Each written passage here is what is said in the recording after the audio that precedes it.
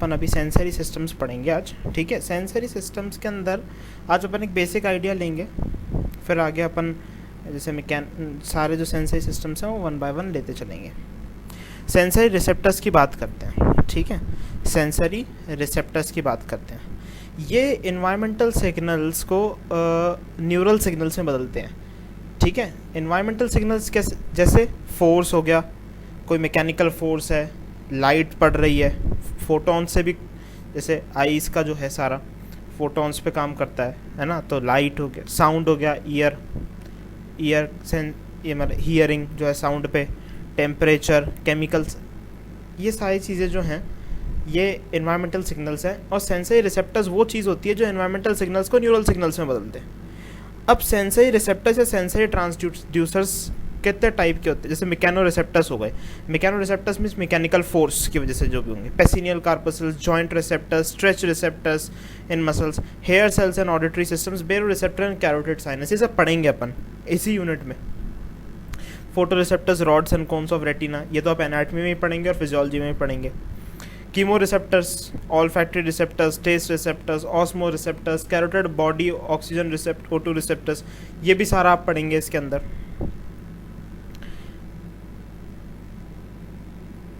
Extremes of pain and temperature, इसके अंदर nociceptors आते हैं पेन और टेम्परेचर के, ये भी आप इसी में ही पढ़ने वाले हैं, ठीक है। तो अपन ने देखा भाई mechano receptors, photo receptors, chemo receptors, ये सारे रिसेप्टर्स अपन आगे आने वाले वीडियोस में कवर करेंगे इसी यूनिट के अंदर, ठीक है। Okay, just a second. Okay, अब अपन देखेंगे फाइबर के टाइप्स, जो भी मतलब नर्व फाइबर्स हैं। भाई रिसेप्टर्स अपन ने देख लिया, रिसेप्टर्स की डेफिनेशन देख ली, ठीक है। अब अपन जैसे जो मैकेनिकल इन्वायरमेंटल जो स्टिमुलस है उसको नर्व मतलब न्यूरल एक्टिविटी में कन्वर्ट हो गया, तो नर्व फाइबर के टाइप्स और उनकी कंडक्शन वेलोसिटी देखेंगे। उसमें अपने जो कोर्स में है, जो जनरली हम CNS में पढ़ रहे हैं, क्योंकि इसका रेलेवेंस CNS में ज़्यादा है, पर कुछ बुक्स में तो वो आपके जनरल फिजियोलॉजी में भी दे रखा है, कुछ बुक्स में CNS में दे रखा है, तो जहाँ पे भी जैसे भी दे रखा है आप उसको देख लीजिएगा। टॉपिक तो वही है, अभी कर लेंगे अपन। अर्लैंगर गैसर nerve fibre classification, अर्लैंगर गैसर nerve fibre classification. Sorry थोड़ा सा ये ब्लर है, इससे इतना ही पार्ट ब्लर है, थोड़ा सा आप मैनेज कर लीजिए। अर्लिंगर गैसर नर्व फाइबर क्लासिफिकेशन, इसमें A, B और C टाइप के क्लासिफिकेशन अपन देखते हैं, A, B and C type के क्लासिफिकेशन। अच्छा, थिकली मतलब A टाइप के जो फाइबर्स होते हैं दे आर थिकली माइलिनेटेड। अब ध्यान दीजिएगा, माइलिन शीट जो है ना, थिकली माइलिनेटेड, तो माइलिन शीट ज़्यादा है, मतलब उसका डायमीटर बढ़ गया। मतलब किसी पाइप पे अगर आप टेप की कवरिंग चढ़ाते जाएंगे उसका डायमीटर बढ़ जाएगा। अब उसका डायमीटर ज़्यादा है तो रेजिस्टेंस आपको अपनी प्रीवियस नॉलेज से पता है, इसकी नीट यूजी की नॉलेज से, कि रेजिस्टेंस कम हो गया, तो वेलोसिटी जो करंट की मतलब जो कंडक्शन वेलोसिटी होगी इसकी वो बढ़ जाएगी, मैक्सिमम होगी, मैक्सिमम। बी थिन माइलिनेशन जो होता है वो थिन होता है, समवॉट थिन, तो डायमीटर छोटा और मीडियम कंडक्शन वेलोसिटी। और सी जो फाइबर्स होते हैं तो अनमाइलिनेटेड होते हैं, तो स्मॉलेस्ट डायमीटर होता है एंड स्लोएस्ट कंडक्शन वेलोसिटी होती है, smallest diameter and slowest conduction velocity. अब जो थिकली माइलिनेटेड ए वाले जो फाइबर्स हैं, ये इनकी जो स्पीड होती है 70 to 120 मीटर्स पर सेकेंड, और बी के 2 to 5, और स्लोएस्ट जो सी वाले हैं 0.5 to 2, ठीक है। इसको आपको वैल्यूज़ को याद रखना है। और किस में ज़्यादा डायमीटर होता है, ए में सबसे ज़्यादा डायमीटर होता है, डायमीटर ज़्यादा तो रेजिस्टेंस कम और वेलोसिटी ज़्यादा। बी में डायमीटर छोटा तो मीडियम कंडक्शन वेलोसिटी, और सी में smallest diameter and slowest conduction velocity. अब कुछ इंपॉर्टेंट टर्म्स अपन देखेंगे, कुछ अपन को पता होना चाहिए। एक पहला टर्म है रियोबेस करके। रियोबेस जो है मिनिमम करंट नीडेड है, मिनिमम करंट रिक्वायर्ड है to stimulate an excitable tissue. अब कोई एक्साइटेबल टिश्यू है आपके पास, उसको आपको स्टिम्युलेट करना है, तो आपको एक मिनिमम अमाउंट ऑफ करंट तो देना पड़ेगा ना। उससे पहले वो मतलब थ्रेशोल्ड तक जो मिनिमम अमाउंट ऑफ करंट जिससे वो एक्साइट हो जाए वो टिश्यू, वो बोलता है रियोबेस। और क्रोनेक्सी क्या होती है, क्रोनेक्सी टाइम होता है, क्रोनेक्सी क्या होता है, टाइम। रियोबेस तो क्या हो गया, करंट है, क्रोनेक्सी क्या है, टाइम। टाइम क्या है, मिनिमम टाइम नीडेड। ये कौन सा टाइम है, it is a minimum time needed to stimulate excitable tissue on giving double rheobase current. Excitable tissue को स्टिमुलेट करने के लिए, और double rheobase current, we are giving double rheobase current by giving double rheobase current. Time जो time required है excitable tissue को stimulate करने के लिए, पर करंट कितना देना है उसमें, डबल रियो बेस करंट, ठीक है ना। और accommodation, slow rising current fails to excite, accommodation, slow rising current जो है, स्लो धीरे धीरे जो करंट बढ़ रहा है, ये किसी भी एक्साइटेबल टिश्यू को एक्साइट करने में नाकाम रहता है, क्योंकि उसकी पावर ऑफ अकोमोडेशन होती है। एकदम अगर करंट बढ़ाओगे तो एक्साइटेशन होगा, धीरे धीरे बढ़ाओगे तो एक्साइटेशन नहीं होगा, इसको अकोमोडेशन बोलते हैं। अच्छा, chronaxie is inversely proportional to excitability. Chronaxie मैंने आपको बताया क्या है, क्रोनेक्सी क्या है, टाइम। तो टाइम किसके ज़्यादा होगा, जिसकी मिनिमम कंडक्शन वेलोसिटी होगी, तो सी बी ए। और एक्साइटेबिलिटी किसकी ज़्यादा होगी, ए की सबसे ज़्यादा होगी, फिर बी सी की सबसे कम होगी, तो एक्साइटेबिलिटी ए बी सी हो जाएगा। नेक्स्ट देखो, अब अपन फाइबर टाइप्स, सेंसरी फाइबर, ठीक है। तो fibre, general fibre type and example, A alpha, A alpha जो है, ए में ए अल्फा, ए बीटा, ए गामा, ए डेल्टा मिलता है, ठीक है। बाकी बी और सी में सिर्फ बी और सी मिलते हैं, ठीक है। तो ए अल्फा किस में मिलेगा, लार्ज अल्फा मोटर न्यूरॉन्स के अंदर, लार्ज अल्फा मोटर न्यूरॉन्स के अंदर ए अल्फा मिलेगा, लार्ज अल्फा मोटर न्यूरॉन्स के अंदर, लार्ज अल्फा मोटर न्यूरॉन्स के अंदर। और इसमें सेंसरी फाइबर कौन सा है, muscle spindle efferents, muscle spindle के जो एफरेंट्स हैं, और 1A तो यह है, और 1B कौन सा है, GTO, गोल्गी टेंडन ऑर्गन। अच्छा, ये मसल स्पेंडल एफरेंट्स और गोल्गी टेंडन ऑर्गन, ये वाले जो दोनों जो चीज़ें हैं, ये आपको मैं पढ़ाऊँगा उसके अंदर। गोल्गी टेंडन ऑर्गन का एक अलग से टॉपिक है पूरा, ठीक है, उसमें मैं बताऊंगा इसी यूनिट के अंदर। पर अब अभी इसका ध्यान रखो कि कहाँ पे ये मिलता है भाई, A alpha large alpha motor neurons के अंदर, और 1A कहाँ मिलेगा, मसल स्पेंडल एफरेंट्स, और 1B GTO के अंदर। ए बीटा किसके लिए होता है, टच प्रेशर, और सेकंड वाला सेंसरी वाला, secondary afferents of muscle spindles, touch and pressure. अब टच एंड प्रेशर ये भी है, touch pressure, secondary afferents of muscle spindles add कर देना। ए गामा में यहाँ कुछ नहीं मिलेगा आपको सेंसरी फाइबर में कुछ नहीं मिलेगा ए गामा के केस में। तो ए गामा में क्या होगा, गामा मोटर न्यूरॉन। अरे ए अल्फा में क्या हो गया, alpha motor neuron, large alpha motor neurons. A gamma में क्या हो गया, गामा मोटर न्यूरॉन्स, जिसको अपन इंट्राफ्यूजल फाइबर्स भी बोलते हैं। और ए बीटा को याद रखना है बस, touch and pressure. A delta देख लो, touch pressure temperature and pain. अब टच प्रेशर आपने देखो, आपने ए डेल्टा के अंदर आप ऐसे याद कर सकते हो, आपने किसी को टच किया जोर से टच किया तो प्रेशर हुआ तो उसको वहाँ पे दर्द होगा, और दर्द होता तो जगह गर्म हो जाती है। तो touch pressure temperature and pain. और जो थर्ड वाला, ये जो थर्ड है अपना सेंसरी फाइबर्स, ठीक है। तो थर्ड जो सेंसरी फाइबर, थ्री वाला जो है, थर्ड नहीं बोलेंगे, थ्री वाला जो है, touch pressure fast pen and temperature, touch pressure fast pen and temperature, ठीक है। Touch pressure fast pen and temperature. अब बी वाला जो है प्री गैंग्लियोनिक ऑटोनॉमिक है, बी वाला जो है प्री गैंग्लियोनिक ऑटोनॉमिक है। और सी वाला जो है, सी वाले में क्या होता है कि slow pain post ganglionic autonomic. अब बी वाला प्री गैंग्लियोनिक ऑटोनॉमिक है, तो सी वाला पोस्ट गैंग्लियोनिक ऑटोनॉमिक कर देना। और स्लो पेन, अब स्लो पेन है तो स्लो पेन, अगर फोर्थ वाला आपको याद करना हो, 4 वाला, तो पेन एंड टेम्परेचर आप कर सकते हो कि भाई पहले स्लो पेन था, फिर आदमी का पेन बढ़ गया तो आदमी का टेम्परेचर बढ़ गया, ऐसे आप याद कर सकते हो, ठीक है। तो इसको आपको एक बार अच्छे से देखना है, इसके आप स्क्रीनशॉट्स ले लेना। स्क्रीनशॉट लेने में अगर थोड़ी प्रॉब्लम आ रही हो तो आप ऐसे ले लो स्क्रीनशॉट इसके, ठीक है। इसको मिटा देता हूँ मैं, तो आप ऐसे ले लो इसका स्क्रीनशॉट, ठीक है। ये टेबल बहुत ज़्यादा इंपॉर्टेंट है। और एक इसका भी ले लो आप, ठीक है, इसका भी स्क्रीनशॉट ले लो, ले लिया, और इसका भी स्क्रीनशॉट ले लो, ठीक है। नाउ अब मैं बताऊं आपको रिसेप्टिव फील्ड क्या होता है। रिसेप्टिव फील्ड एक मतलब एक ऐसा एरिया होता है जिसमें अपन ने अगर कोई चेंज किया, मतलब वो उस एरिया को अगर अपन ने स्टिमुलेट किया, तो वो फायरिंग रेट को चेंज करता है। किसको चेंज करता है? फायरिंग रेट को। अब फायरिंग रेट अगर बढ़ गई तो रिसेप्टिव फील्ड जो होगा एक्साइटेटरी होगा। अगर फायरिंग रेट बढ़ गई तो रिसेप्टिव फील्ड क्या होगा? एक्साइटेटरी होगा। फायरिंग रेट अगर सेंसरी न्यूरॉन की बढ़ जाती है तो रिसेप्टिव फील्ड एक्साइटेटरी होगा, और फायरिंग रेट अगर घट जाती है तो रिसेप्टिव फील्ड इनहिबिटरी होगा। तो रिसेप्टिव फील्ड है क्या? रिसेप्टिव फील्ड ऐसा एरिया है जिसमें अगर जिसको अपन अगर स्टिम्युलेट किया तो firing rate of sensory neuron को चेंज करता है वो। अब फायरिंग रेट अगर बढ़ गई तो रिसेप्टिव फील्ड एक्साइटेटरी है, फायरिंग रेट घट गई तो रिसेप्टिव फील्ड इनहिबिटरी है। ठीक है, समझ में आ गया? देखो, फायरिंग रेट अगर बढ़ गई तो रिसेप्टिव फील्ड एक्साइटेटरी है, फायरिंग रेट अगर घट गई तो रिसेप्टिव फील्ड इनहिबिटरी है। सेंसरी ट्रांसडक्शन के स्टेप्स देखना। किसके स्टेप्स? सेंसरी ट्रांसडक्शन के।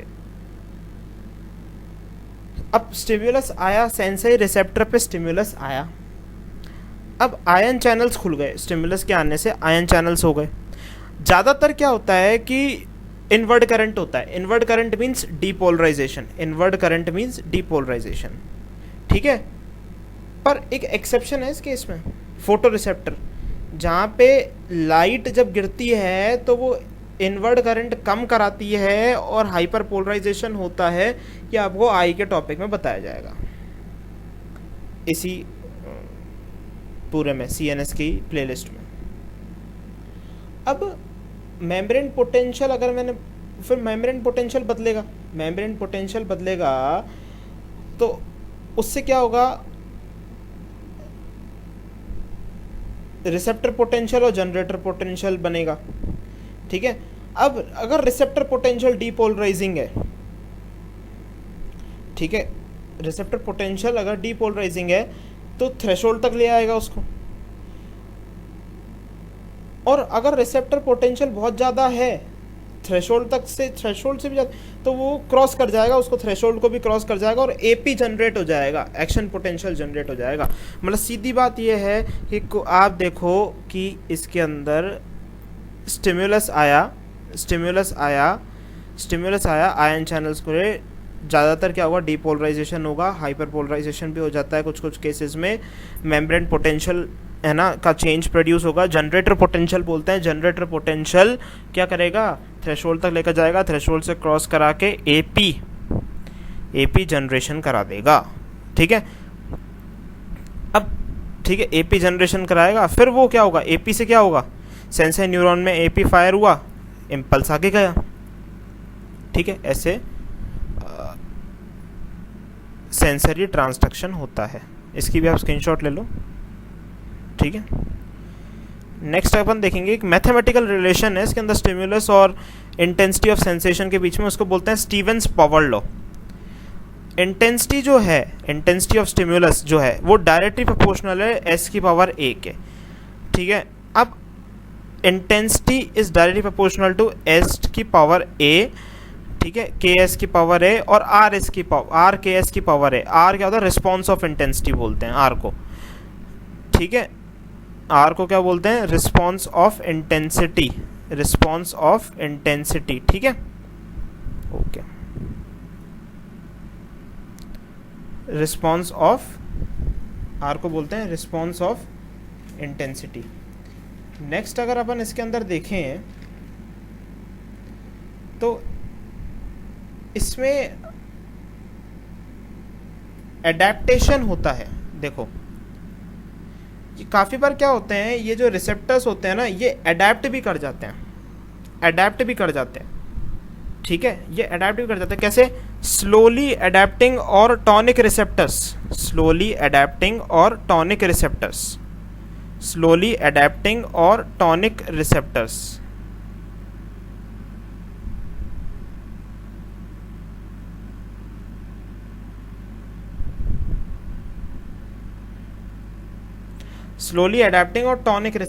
तो स्लोली अडेप्टिंग और टॉनिक रिसेप्टर्स में क्या होता है कि ये इसके अंदर लिखा हुआ नहीं है, ये एक्स्ट्रा नॉलेज है। तो उसमें क्या होता है कि जैसे मैं आपको बताता हूँ। देखो, मसल स्पिंडल्स, प्रेशर और स्लो पेन, ये स्लोली अडेप्टिंग और टॉनिक रिसेप्टर्स के अंदर आता है। ये काफ़ी टाइम तक आपको इन्फो देते रहते हैं, ठीक है, ये आपको इन्फॉर्मेशन बहुत टाइम तक देते रहते हैं। जैसे प्रेशर है तो प्रेशर, हाँ प्रेशर आपने उंगली रख रखी थी, अब आपने उंगली हटा दी, तब भी आपको ऐसा थोड़ी देर के लिए फील होता है कि हाँ प्रेशर यहाँ पे था। और ये एक स्टडी स्टिमुलस देने को, स्टडी स्टिमुलस को डिटेक्ट करते हैं। स्टडी स्टिमुलस को मतलब अगर उंगली रखी हुई है तो हाँ भाई स्लोली अडेप्टिंग और टॉनिक, स्लोली अडेप्टिंग और दूसरा नाम होता है उनका टॉनिक रिसेप्टर्स। तो हाँ उंगली रखी हुई है तो हाँ स्लोली अडेप्टिंग रिसेप्टर्स काम करेंगे, ठीक है। अब रैपिडली अडेप्टिंग रिसेप्टर्स में क्या होता है, देखना, रैपिडली अडेप्टिंग रिसेप्टर्स में ये होता है कि इनमें क्या होता है, स्मेल एक बहुत अच्छा एग्जांपल है रैपिडली अडेप्टिंग का। रैपिडली अडेप्टिंग का स्मेल बहुत अच्छा एग्जांपल है। आप क्या होता है कि काफ़ी टाइम आप लोग बदबू में खड़े रहते हैं। अब बदबू में होते हैं तो काफ़ी आपको थोड़ी देर तो बहुत ज़्यादा बदबू आती है, फिर उसके बाद वो बदबू कम होनी चालू हो जाती है, मतलब आपको उतनी उसकी इंटेंसिटी उतनी लगती नहीं है। तो ये क्या करते हैं, डिक्लाइन दिखाते हैं action potential frequency with time in response to a contrast stimulus, ठीक है ना, in response to a contrast constant stimulus. तो ये मतलब सीधी बात ये है कि जैसे कांस्टेंट स्टिम्युलस, अब बदबू तो एक ही लेवल की आ रही थी आपको, पर वो धीरे धीरे कम हो गई, अपने आप ही कम हो गई। और ये डिटेक्ट भी कर लेते हैं onset and offset of stimulus को, ठीक है ना, सबसे पहले यही डिटेक्ट करते हैं ऑनसेट और ऑफसेट ऑफ स्टिम्युलस को। अब इंटेंसिटी डिस्क्रिमिनेशन की बात करेंगे, ठीक है। इंटेंसिटी डिस्क्रिमिनेशन का मैंने आपको एक तो बताया था, एक कौन सा बताया मैंने आपको इंटेंसिटी डिस्क्रिमिनेशन में, बताया था स्टीवंस पावर लॉ। अब मैं बताऊंगा वेबर फेंचर लॉ भी होता है इसके अंदर एक, ठीक है, इंपॉर्टेंट है, आप एक कॉपी में लिख लीजिए इसको, वेबर फेंचर लॉ को, ठीक है। ये आपको हमेशा बताएगा कि जैसे लेस सीवियर वर्सेस सीवियर में डिफरेंस, जैसे किसी को कम दर्द है किसी को ज़्यादा दर्द है तो उसके अंदर डिफरेंस बताएगा। वेबर फेंचर लॉ में क्या होगा, जैसे अगर मैंने स्टिमुलस बढ़ा दिया तो फ्रीक्वेंसी जो है एक्शन पोटेंशियल्स की, जो रिसेप्टर्स की फ्रीक्वेंसी है वो बढ़ जाएगी, और जो है इंटेंसिटी ऑफ सेंसेशन फेल्ट बढ़ जाएगा। अगर मैंने स्टिमुलस की स्टिमुलस को बढ़ा दिया, जैसे ज़्यादा लगते ज़्यादा दर्द होता है ना, स्टिमुलस ज़्यादा था तो ज़्यादा दर्द हुआ, तो frequency of action potential receptors का बढ़ जाएगा और इंटेंसिटी ऑफ सेंसेशन फेल्ट बढ़ जाएगी। इसको आप लिख लीजिए, इसको वापस आप एक बार रिवाइंड कर लीजिए, इसको सुनिए और लिखिए इसको भी। और adaptation of sensory receptors, slowly adapting और रैपिडली अडेप्टिंग, इसको ज़रूर लिखिए, ये टेस्ट में मैं क्वेश्चन दूंगा इसके ऊपर, ठीक है, इसको ज़रूर लिखिएगा। ये पीपीटी में आया नहीं है उस समय क्योंकि नोट्स में था नहीं, तो मेरे को अभी ध्यान आया तो मैंने आपको बता दिया। आप ये ज़रूर इसको नोट डाउन कर लीजिए, 2-3 बार आप जाके सुनिए, तब आपको समझ में आ जाएगा स्लोली अडेप्टिंग और रैपिडली अडेप्टिंग रिसेप्टर्स में फ़र्क होता क्या है। अब मैं अगर sensory pathways from sensory receptors to sensory cortex की बात करूँ, हालांकि ये टॉपिक असेंडिंग और डिसेंडिंग ट्रैक्ट्स का है, पर मैं आपको एक बेसिक आइडिया दूंगा असेंडिंग डिसेंडिंग ट्रैक्ट्स के स्पाइनोथैलेमिक ट्रैक्ट को लेके, तो उससे आपको एक बार माइंड में बैठ जाएगी चीज़ कि ये चीज़ थी क्या, ठीक है। सेंसरी रिसेप्टर्स देखो, सेंसरी रिसेप्टर्स हमेशा किससे एक्टिवेट होंगे, एनवायरमेंटल स्टिमुलाई से। इसमें अपन सेंसरी पाथवेज जो sensory receptor to cerebral cortex पढ़ेंगे, तो सेंसरी रिसेप्टर्स पढ़ेंगे, first order neuron, second order neuron, इसके बाद अपन पढ़ेंगे third order neuron, fourth order neuron, फिर अपन ये डायग्राम देखेंगे।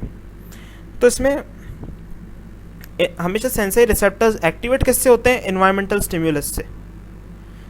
ये स्पेशलाइज्ड एपिथेलियल सेल्स वगैरह भी होते हैं, प्राइमरी एफरेंट न्यूरॉन्स भी होते हैं ये, और ये स्टिमुलस को इलेक्ट्रिकल एनर्जी में बदलते हैं। अब फर्स्ट ऑर्डर न्यूरॉन की बात करते हैं। First 1 degree primary afferent neurons that receive the transduce signal and send the information to CNS. Cell bodies of primary afferent neurons are in dorsal root और spinal cord ganglia, ठीक है। तो cell bodies primary afferent neuron की कहाँ पे होती है, dorsal root और स्पाइनल रूट गैंग्लिया में। Second order neurons spinal cord और ब्रेन स्टेम में लोकेटेड होते हैं। ये इन्फॉर्मेशन लेते हैं from 1 or more afferent neurons in relay nuclei and transmitted to thalamus. ये इन्फॉर्मेशन लेते हैं one or more afferent neurons से इन रिले न्यूक्लियाई के अंदर and transmitted to thalamus. Axons of second order neurons में cross the mid line in a relay nucleus the spinal cord before they ascend into thalamus. ये mid line को cross करते हैं, means अपन जो बोलते हैं ना ब्रेन का एक साइड मतलब जैसे लेफ्ट है तो वो बॉडी के राइट को कवर करता है, ये यहाँ आती है चीज़ जब सेकेंड ऑर्डर न्यूरॉन जो है डिक्यूसेट करता है ऑपोजिट साइड में जाता है। Therefore sensory information originating on one side of the body ascend to the contralateral thalamus. Contralateral means opposite thalamus, ascend to the contralateral thalamus means opposite thalamus. ठीक है, second location important है। इनकी location आपने देखी dorsal root और spinal root ganglia spinal cord और brain stem में located होते हैं ये। ठीक है, अब मैं इसकी बात करूं, ये 2 बार पेज आ गया। थर्ड ऑर्डर न्यूरॉन्स की बात करता हूं। ये रिले न्यूक्लियाई ऑफ थैलेमस में प्रेजेंट होते हैं। रिले न्यूक्लियाई ऑफ थैलेमस में मैं सब डायग्रामेटिकली आपको बता दूंगा क्या है। From there encoded sensory information ascends to the cortex. अब यहाँ से क्या होता है, थैलेमिक रेडिएशंस निकलती हैं और कॉर्टेक्स में इन्फॉर्मेशन आती है। Fourth order neurons appropriate sensory area जो सेरेब्रल कॉर्टेक्स में जहाँ पे भी जाना था, सेंसरी में जाना था, ऑडिटरी में जाना था, सब में वो जब इन्फॉर्मेशन पहुँचती है तो उधर ये लोकेटेड होते हैं। आप इसका डायग्राम देखो, ये डायग्राम इंपॉर्टेंट है, इसकी फोटो भी ले लेना। ठीक है, तो देखो डॉर्सल रूट गैंग्लियन से फर्स्ट ऑर्डर न्यूरॉन आए। अब ये क्या स्पाइनोथैलेमिक ट्रैक्ट है, पर मैंने नाम नहीं लिखा, अभी इसको वापस मैं आपको बताऊंगा, ये असेंडिंग ट्रैक्ट्स का टॉपिक है। अभी देखो फर्स्ट ऑर्डर न्यूरॉन आया, ये स्पाइनल कॉर्ड है। देखो अभी देखो फर्स्ट ऑर्डर न्यूरॉन की तो ये बात हो गई है ना। देखो फर्स्ट ऑर्डर न्यूरॉन का मैंने आपको बताया था। देखो डॉर्सल रूट और स्पाइनल रूट गैंग्लिया, अब डॉर्सल रूट और स्पाइनल रूट गैंग्लिया से ही आया। देखो डॉर्सल रूट गैंग्लियन ने, तो डॉर्सल रूट और स्पाइनल रूट गैंग्लियन से आया। अब ये इसके अंदर गया तो अब इसकी लोकेशन क्या है, मैंने आपको लोकेशन बताया था सेकंड ऑर्डर न्यूरॉन। ये फर्स्ट ऑर्डर न्यूरॉन है, ये सेकंड ऑर्डर न्यूरॉन है। देखो ये जो कलर बदला ना, ये सेकंड ऑर्डर न्यूरॉन है, ब्लू कलर वाले जो है सेकंड ऑर्डर न्यूरॉन है। तो सेकंड ऑर्डर न्यूरॉन कहाँ पे है, देखो second order neuron spinal cord और ब्रेन स्टेम में लोकेटेड है। ये क्या है, रिसीव करते हैं information from one or more afferent neurons in the relay nuclei and transferred to thalamus. देखो ये थैलेमस की तरफ जा रहे हैं, ये देखो ये थैलेमस की तरफ जा रहे हैं, देखो ये थैलेमस की तरफ जा रहे हैं। ठीक है, और स्पाइनल कॉर्ड और ब्रेन स्टेम में ही लोकेटेड होते हैं सेकंड ऑर्डर न्यूरॉन। अब सेकंड ऑर्डर न्यूरॉन ये देखो थैलेमस में चले गए ना, थर्ड ऑर्डर न्यूरॉन बन गए। ठीक है, located in the relay nuclei of the thalamus they are. अब देखो ये थैलेमस में जाके इन्होंने रिले किया और ये थैलेमिक रेडिएशंस निकले थर्ड ऑर्डर न्यूरॉन, और ये किस में जा रहे हैं, सेंसरी कॉर्टेक्स के अंदर, एरिया 312। ये स्पाइनोथैलेमिक ट्रैक्ट का एग्जांपल है, इसलिए मैंने इसको एरिया 312 बोला है। और बाकी फिर इसके सेंसरी कॉर्टेक्स के अंदर जो फर्दर काम होगा वो फोर्थ ऑर्डर न्यूरॉन से होगा। समझ गए आपको। तो ये असेंडिंग ट्रैक्ट्स का एग्जांपल है, डॉर्सल रूट गैंग्लियन से कैसे सेरेब्रल कॉर्टेक्स तक इन्फॉर्मेशन पहुंची, ये उसका एग्जांपल है। इसकी आप इमेज ले लो, मैं इसको मिटा देता हूँ, ये काम आ जाएगा आपको। एक इसकी इमेज ले लेना आप, और एक इन सब की भी ले ही लो, इम्पॉर्टेंट है ये, इन सब की इसकी ले लो आप, और एक इसकी ले लो, वो पेज रिपीट हो गया है। एक आप इसका स्क्रीनशॉट ले लो। तो first order neuron, second order, मैं डेफिनेशन है ये इम्पॉर्टेंट। ठीक है, तो आपका ये टॉपिक भी कंप्लीट हो गया। आप टेस्ट में उसका ज़रूर ध्यान रखिएगा, वापस से उसको जाके सुनिए। जो टॉपिक स्किप हो गया है इसके अंदर नहीं लिखा हुआ है, slow adapting and rapidly adapting receptors, तो उसको जाके लिख लीजिएगा अपने पास एक पेपर पेन पे। वो बड़ा टॉपिक नहीं है, उसके क्वेश्चंस टेस्ट में मैं दूंगा। ठीक है, टेस्ट का लिंक डिस्क्रिप्शन में अवेलेबल है, आप उसको जाके अटेम्प्ट करिए, प्लीज़ अटेम्प्ट करिए। और कोई भी प्रॉब्लम हो तो कमेंट बॉक्स में लिखिए, कोई क्वेश्चन हो कमेंट बॉक्स में लिखिए, कुछ समझ में ना आ रहा हो कमेंट बॉक्स में लिखिए। अगर आप यहाँ पे चैनल पे पहली बार आए हैं तो चैनल को सब्सक्राइब करके जाइए, और अगर आप ऑलरेडी सब्सक्राइबर हैं हमारे तो वीडियो को लाइक करके जाइए, और कोई भी प्रॉब्लम हो तो कमेंट बॉक्स में लिख के जाइएगा, और एक बेल आइकन ज़रूर दबा दीजिए।